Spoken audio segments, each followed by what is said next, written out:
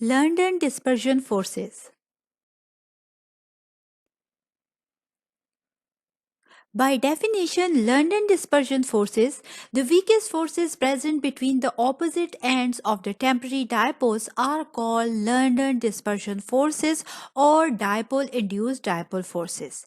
जी हाँ friends, London dispersion forces जिन्हें dipole induced dipole forces भी कहा जाता है, ये वो वीकेस्ट फोर्स ऑफ अट्रैक्शन होती है जो कि टेम्पररी डायपोल्स के ऑपोजिट एंड्स के दरमियान मौजूद होती है। तो यहाँ जानेंगे कि हम जो टेम्पररी डायपोल्स की बात कर रहे हैं जो कि लंदन डिस्पर्शन फोर्सेस में इसकी फॉर्मेशन होती है, ये क्या होते हैं। The dipoles for a short period of time are called temporary dipoles.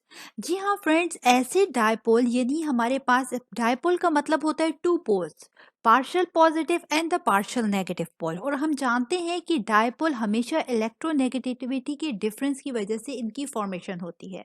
तो हमारे पास वो डायपोल जो कि बहुत थोड़ी देर के लिए उनकी फॉर्मेशन होती है, यानी कि शॉर्ट पीरियड ऑफ टाइम के लिए जिन डायपोल की फॉर्मेशन होती है, इनको टेम्पररी डायपोल कहा जाता है। यानी कि ये परमानेंट डायपोल नहीं होते हैं, बहुत शॉर्ट पीरियड ऑफ टाइम के लिए इनकी फॉर्मेशन होती है।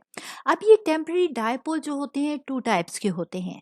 फर्स्ट वन है हमारे पास instantaneous dipole and the second one है हमारे पास इंड्यूस्ड डायपोल। अभी हम डिटेल में डिस्कस करेंगे कि ये टेम्पररी डायपोल किस तरीके से इनकी फॉर्मेशन होती है, और साथ ही ये भी जानेंगे कि इंस्टेंटेनियस डायपोल और इंड्यूस्ड डायपोल क्या होते हैं।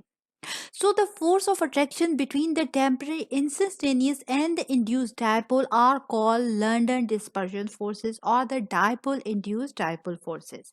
जी हाँ फ्रेंड्स, हमारे पास ये जो टेम्पररी डायपोल्स की हम बात कर रहे हैं, इंस्टेंटेनियस डायपोल और इंड्यूस्ड डायपोल, इन दोनों के दरमियान जो फोर्स ऑफ अट्रैक्शन होगी, इसे हम कहेंगे कि ये लंदन डिस्पर्जन फोर्सेस या फिर डायपोल इंड्यूस्ड डायपोल फोर्सेस हैं।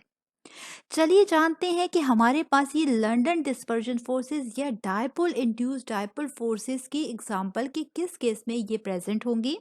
एग्जांपल है हमारे पास helium, neon, argon, chlorine molecule, methane etcetera.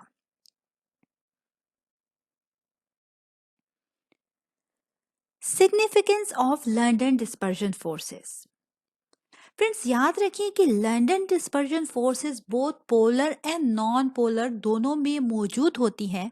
लेकिन अगर हम बात करें कि लंदन डिस्पर्जन फोर्सेस की, कि ये ज़्यादा सिग्निफिकेंट होती हैं नॉन पोलर मॉलिक्यूल्स में, वो इसलिए क्योंकि नॉन पोलर मॉलिक्यूल में कोई दूसरी फोर्स ऑफ अट्रैक्शन मौजूद नहीं होती। जबकि अगर पोलर मॉलिक्यूल की बात की जाए तो पोलर मॉलिक्यूल्स में हमारे पास hydrogen bonding, dipole dipole forces, तो ये फोर्सेस भी हमारे पास, और साथ ही साथ डायपोल डायपोल इंटरेक्शन भी मौजूद होती है। यही वजह है कि वहाँ पर हमारे पास लंदन डिस्पर्जन फोर्सेस जो होती हैं ज़्यादा सिग्निफिकेंट नहीं होती।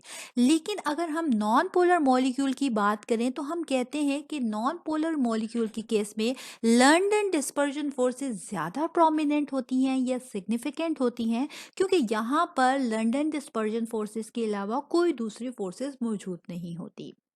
For example non polar molecule को अगर हम लें, जैसे कि आपके पास स्क्रीन पर आप देख सकते हैं CCl4, मीथे सॉरी कार्बन टेट्राक्लोराइड, साथ ही आप देख सकते हैं मीथेन। तो ये नॉन पोलर मॉलिक्यूल हैं जहां पर लंदन डिस्पर्जन फोर्सेस बहुत सिग्निफिकेंट रोल प्ले करती हैं। इसी के साथ अगर बात की जाए मोनो एटॉमिक मॉलिक्यूल की, मोनो एटॉमिक मॉलिक्यूल वो मॉलिक्यूल होते हैं जहां पर सेम एटम जब आपस में हमारे पास केमिकल बॉन्ड फॉर्मेशन करते हैं तो उसके रिजल्ट में हमारे पास वो मॉलिक्यूल फॉर्मेशन होती है। जैसे कि आप एग्जांपल देख सकते हैं हाइड्रोजन मॉलिक्यूल की, दोनों हाइड्रोजन के एटम्स कंबाइन होके हाइड्रोजन मॉलिक्यूल बना रहे हैं, दैट्स वाई हम ये कहेंगे कि ये मोनो एटॉमिक मॉलिक्यूल है।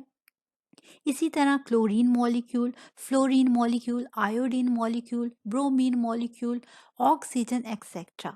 ठीक है, तो इस केस में भी हमारे पास लंदन डिस्पर्जन फोर्सेस बहुत सिग्निफिकेंट होती हैं। चलिए जानते हैं कि हमारे पास किस तरीके से टेम्पररी डायपोल फॉर्मेशन होती है नॉन पोलर मॉलिक्यूल में। जैसे कि आप स्क्रीन पर देख सकते हैं कि हमारे पास यहाँ पर एक सिमेट्रिकल इलेक्ट्रॉन क्लाउड डिस्ट्रीब्यूशन मौजूद है एक एटम में।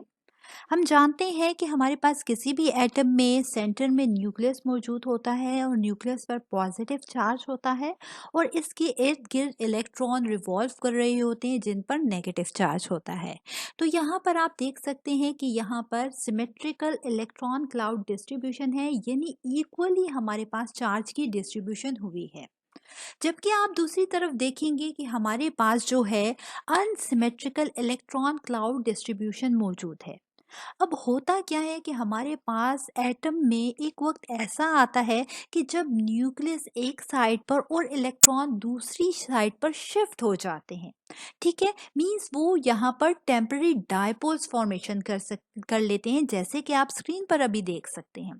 ठीक है, तो इस केस में हमारे पास आप देख सकते हैं कि जहाँ पर न्यूक्लियस आ जाता है वहाँ पर पार्शियल पॉजिटिव पोल, और जहाँ पर इलेक्ट्रॉन क्लाउड की डेंसिटी ज़्यादा हो जाती है वहाँ पर पार्शियल नेगेटिव पोल बन जाता है।